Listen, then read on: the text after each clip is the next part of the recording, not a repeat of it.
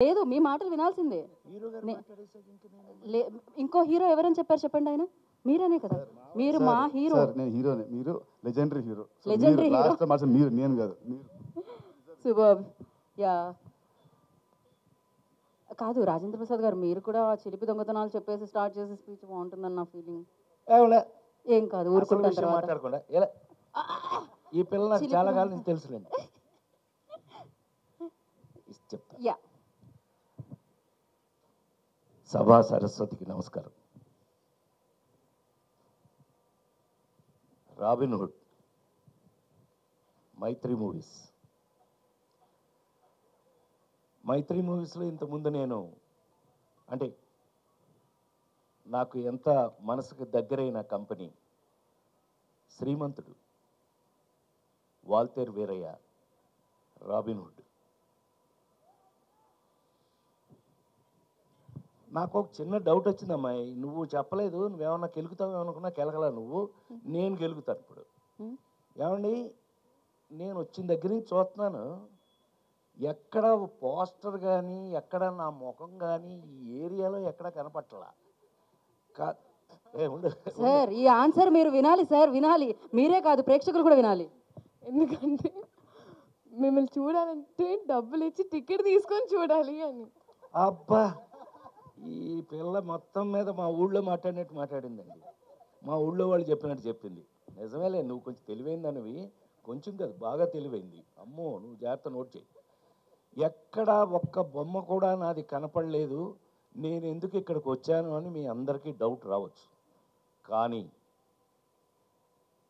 నాకు తెలిసి మొన్న కల్కి, లగ్గం, జనక అయితే కనుక అంతవరకు చూసుంటారు నన్ను. కానీ గుండె మీద చేసుకు చెప్తున్నాను, ఈ మధ్యకాలంలో యాక్టర్గా రాబిన్ హుడ్ సినిమాలో నటించిన తర్వాత ఒక్కసారి మళ్ళీ నాకు నా పాత హీరో రోజులు గుర్తొచ్చాయి. హీరో రోజులు అని అంటే లేడీస్ టైలర్ దగ్గర నుంచి హీరోగా యాక్ట్ చేసినంత వరకు చప్పట్లు కొట్టాలి అక్కడ. ఎన్ని ఇంకా అయ్యే సినిమాలు చూస్తున్నారు కదా, ఎంటర్టైన్మెంట్ అండి. ప్రైమ్ మినిస్టర్ దగ్గర నుంచి మీ వరకు అందరూ చూశారు కదా. అలాంటి రోజులు మళ్ళీ నాకు గుర్తు చేసిన రాబిన్ హుడ్ సినిమా. అంటే ఇవాళ యాక్చువల్గా మ్యూజిక్ మీద ఎక్కువ వాళ్ళు మీడియా మొత్తం మ్యూజిక్ మీద వెళ్ళి ఉంటుందేమో. ఒక్క సీను నాదేస్తే మీకు ఓపెన్గా, నితిన్ నాకు బిడ్ లాంటి వాడు, ఊరికే నా ముందు నేను హీరోని అని అట్లా ఏం అసలు నాకు ఈజ్ లైక్ మై సన్. అట్లాగే శ్రీలీల మా పిల్ల. ఇవాళ కొత్తగా మాకు జాయింట్ అయినవాడు ఎవరు కానంటే వెంకీ కుడుముల. ఇతను ఇంతకుముందు 2 సినిమాలు బాగానే తీశాడండి అని అనుకున్నాను. కానీ ఇది విన్న తర్వాత, రాబిన్ హుడ్ అనే ఈ సబ్జెక్ట్ విన్న తర్వాత, అందులో ఒక ఎంటర్టైన్మెంట్కి కేవలం ఒక కామెడీ, ఒకప్పుడు కామెడీ ఎలా ఉండేది, ఒకప్పుడు రాజేంద్ర ప్రసాద్ అనేవాడిని తీసేస్తే అంతకుముందు కామెడీ ఎలా ఉండేది, ట్రాక్. సినిమాలో ఒక ట్రాక్ వస్తే అది కామెడీ, ఇది అది. అక్కడి నుంచి హీరోయే కామెడీ, హీరో ఎలాంటి కామెడీ, ప్రైమ్ మినిస్టర్ దగ్గర నుంచి కామన్ మ్యాన్ వరకు మెచ్చుకునే కామెడీ. అంత గౌరవాన్ని దాన్ని తెచ్చుకుంటే, దాన్ని నేనెంత అదృష్టవంతుణ్ణి అంటే 5 జనరేషన్లుగా దాటుకుంటూ మీ దాకా వచ్చి, వెంకీ అబ్బాయి హీరో విను, నువ్వు 5 జనరేషన్లు దాటుకుంటూ వచ్చాను నేను. చిరంజీవి గారు, క్షమించాలి, మా పెద్ద ఆయన నందమూరి తారక, విశ్వవిఖ్యాత నట సార్వభౌమ నందమూరి తారక రామారావు గారు, నాగేశ్వరరావు గారు, అదొక జనరేషన్.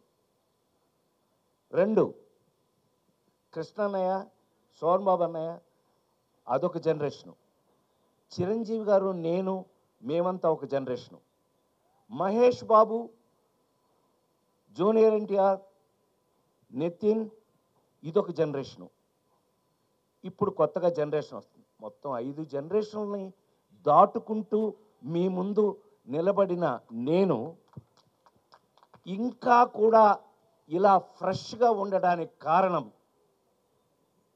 రాబిన్ హుడ్లో నా క్యారెక్టర్ లాంటివి. ఈ విషయాన్ని మీరు రేపు 28వ తారీఖున థియేటర్లో, ఈ మధ్య థియేటర్లో కూర్చొని హాయిగా ఫ్యామిలీతో చూసుకునే సినిమాలు లేవనే కంప్లైంట్ దాటి ఒక అద్భుతమైన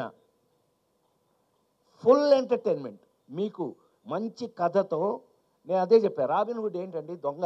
రాబిన్ హుడ్ అంటే దొంగ కదండి, వాడు ఇంగ్లీష్ సినిమాల నుంచి దొంగ కదా. అవును, ఈ సినిమా ఈ కథ చూశాక మన ఇంట్లో కూడా రాబిన్ హుడ్ లాంటి దొంగ ఒకడు ఉంటే బాగుండు అనిపిస్తుంది మీ అందరికి. ఇది గ్యారంటీ. ఇది కేవలం నేను ఒక ఫంక్షన్లో మీ అందరికీ మీ ముందు మాట్లాడడానికి నేను చెప్పట్లేదు. 100% ఒక అద్భుతమైన కథతో ఎంటర్టైన్మెంట్ దాంట్లో మిక్స్ అవుతూ ఈ సినిమా చూసి బయటకు వచ్చేటప్పటికి మా హీరో చెప్పినట్టుగా మేము నలుగురమే గుర్తుంటామండి. లేదంటే సత్యంగా నేను నా పేరు మార్చి వేరే పేరు పెట్టుకుంటాను. అంత కాన్ఫిడెంట్గా, అంత ఎంజాయ్ చేస్తూ, నేను ఆ రోజుల్లో హీరోగా చేసిన రోజులు గుర్తొచ్చినాయి అంటానికి కారణం అది. ఆ రోజుల్లో ఇలాగే ప్రతి సీన్ని ఎంజాయ్ చేసి, ప్రాక్టీస్ చేసి, దాన్ని పర్ఫెక్ట్ చేసి యాక్ట్ చేయటం జరిగేది. ఈ రోజుకి ఇన్ని రోజుల తర్వాత మళ్ళీ నేను ఈ సినిమాని అలా చేయటం జరిగింది అని 100% గుండె మీద చేసుకు చెప్తున్నాను.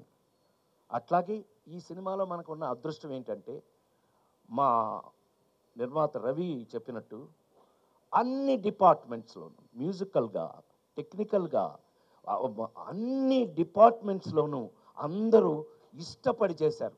నాకు అసలు ఇవాళ ఈ మధ్య చాలా కాలం అయిందమ్మా ఇంత ప్లెజెంట్ ఫంక్షన్, ఇంత ప్లెజెంట్గా ఉండటం ఈ మధ్యకాలం చాలా రోజులైంది. అసలు టు బి వెరీ ఫ్రాంక్, నువ్వు అన్నమాట 100% నిజం. ఇంత ప్లెజెంట్గా ఉంది, ఇంత పాజిటివ్ వైబ్రేషన్తో ఇవాళ జరుగుతున్నటువంటి ఈ ఫంక్షన్ నిజంగా మీరందరూ మా మీద ఎంత ప్రేమతో వచ్చారో మాకు తెలుసు. దయచేసి నోట్ చేసుకోండి, 28వ తారీఖు నుంచి, ఈ నెల 28వ తారీఖు నుంచి దయచేసి థియేటర్లోనే చూడండి. ఆ సెల్ ఫోన్లోనూ, ఆ ఇంట్లో టీవీల్లోనూ. ఎస్, సినిమా ఇంటికి వచ్చేసింది. ఎస్, సినిమా అనేది ఇంటికి వచ్చేసింది ఓటీటీ పేరు మీద. వేరే ఏ పేరు లేదా అయితే ఏమే, మొత్తం మీద సినిమా ఇంటికి వచ్చేసింది. కానీ నిజంగా థియేటర్లో కూర్చుని ఫ్యామిలీతో సహా చూడగలిగినటువంటి ఒక అద్భుతమైన సినిమా మనకు దొరికితే గనక అంతకు మించిన ఎంటర్టైన్మెంట్ నాకు తెలిసి ప్రపంచంలోనే సినిమా అంటే అద్భుతమైన ఇంట్రెస్ట్ ఉన్నది ఇండియాలో, అందులోనూ మరి ముఖ్యంగా సౌత్ ఇండియాలోను, అందులో మరి ముఖ్యంగా తెలుగు వాళ్ళకి సినిమా అంటే ఎంత ఇష్టమో నాకు తెలుసు. నేను 48 సంవత్సరాలుగా సినిమాలో ఉన్నాను. నేను మీ అందరి ముందు ఈ రోజుకి నాకు ఇంత అద్భుతమైనటువంటి అవకాశం ఇచ్చిన నా కంపెనీ, నా మైత్రి మూవీస్. నేను శ్రీమంతుడికి మీకు విషయం తెలుసో లేదో అండి, శ్రీమంతుడి సినిమాకి జనరల్గా ఫ్యాన్స్ అందరూ ఇష్టపడతారు. అంటే నాకున్న అదృష్టం ఏంటంటే Chiranjeevi fans, Balakrishna fans, Nagarjuna fans, Venkatesh, అందరి ఫ్యాన్స్ నా ఫ్యాన్స్. అది నాకున్న అదృష్టం. ఎందుకనంటే అందరికీ కావాల్సింది బేసిక్గా ఎంటర్టైన్మెంట్కి మించిందే ఉందండి. టెన్షన్స్ అన్నీ జీవితంలో మనకు కావాల్సినవి ఉన్నాయి. అందుకని మరొకసారి మీ అందరి ముందు సవినయంగా నేను రాబిన్ హుడ్ సినిమాని 100% మీరు ఫ్యామిలీగా వెళ్ళి 28వ తారీఖు నుంచి థియేటర్లో, అద్భుతమైన థియేటర్లో ఆ ఫీల్ తోటి సినిమా చూడండి. మీకు ఎంజాయ్మెంట్, మీరు హాయిగా అనుకున్న ప్రతి ఐటము ఈ సినిమా లేకపోతే నేను దానికి బాధ్యుణ్ణి అని మరొకసారి మీ అందరి ముందు సవినయంగా మనవి చేస్తూ, నాకు ఇంత అద్భుతమైన అవకాశం ఇచ్చిన నా కంపెనీ, సరే నా మైత్రి మూవీస్ నా సొంత కంపెనీ, చెప్పాను కదా శ్రీమంతుడని. I should thank Venky Kudumula. నువ్వు అంత అద్భుతంగా నన్ను, ఇప్పుడు త్రివిక్రమ్ దగ్గర నుంచి, మీ గురువు త్రివిక్రమ్ దగ్గర నుంచి, అనిల్ రావుపూడి దగ్గర నుంచి అందరూ నా మీద ప్రేమతో ఈ జనరేషన్, నేను అన్నానే 5 జనరేషన్లు దాటి వచ్చానని, ఈ జనరేషన్ రచయిత దర్శకులు కూడా నాకు ఇలాంటి పాత్రలు రాయటం నా అదృష్టంగా భావిస్తూ దీనికి అవకాశం ఇచ్చినటువంటి, మనం ఎప్పుడు అనుకుంటూ ఉంటాం, మీకు బాగా గుర్తుండి ఉంటుంది, ఆ నలుగురు సినిమా అప్పుడు చెప్పాను నేను, నాకంటే నాకు వచ్చిన అవకాశం గొప్పది అని. సో ఇలాంటి అద్భుతమైన అవకాశం దొరికినందుకు మేము నిజంగానే, అంటే ఇవాళ ఎంటర్టైన్మెంట్లో ఛాలెంజ్ చేసి చెప్పడం కొంచెం కష్టంగానే ఉంది. ఎందుకంటే కామెడీ షేప్ కొంత మారుతూ వెళ్తుంది, కొంత బూతు ఆ టైప్లో వెళ్ళిపోతుంది. అలాంటి స్టేజ్లో మళ్ళీ మా హీరో చెప్పినట్టు ఒక ఒక అద్భుతమైన ఆర్గానిక్ కామెడీ అన్నాడు. అద్భుతమైన మాట అన్నావు, ఇది నేను ఎప్పుడు గుర్తుపెట్టుకుంటా. అద్భుతం, ఆర్గానిక్.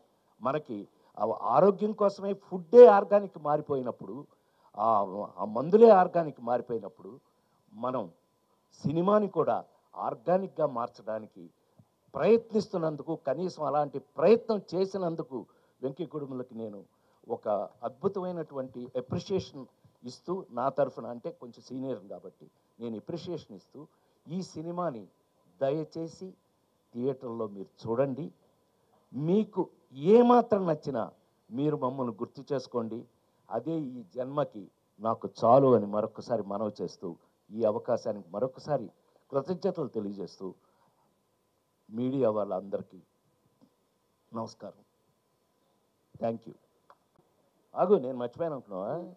నువ్వు ఎప్పటి నుంచి నాతో ఏమండి, నిజం చెప్పమంటారా అబద్ధం చెప్పమంటారా మహారాజా? నిజమే చెప్పవయ్యా అన్నాడండి మహారాజు. నిజమే చెప్పవా అని. మా నాన్నగారు స్కూల్ టీచర్ అండి, military school teacher. So school teacher అండి. ఎంత స్ట్రిక్ట్ అని అంటే, మీ అందరికీ చిన్న ఐడియా ఉండి ఉంటుంది. నేను ఎన్టీ రామారావు ఇంట్లో పుట్టాను. ఆ ఇంట్లో మేము అద్దెకుండేవాళ్ళం 24 సంవత్సరాలు, అక్కడే పుట్టాను నేను. సరే, అది మా నాన్న ఎంత స్ట్రిక్ట్ అని అంటే, హరికృష్ణ అల్లరి చేస్తే హరికృష్ణ కొట్టలేక మమ్మల్ని కొట్టేవాడండి ఆయన.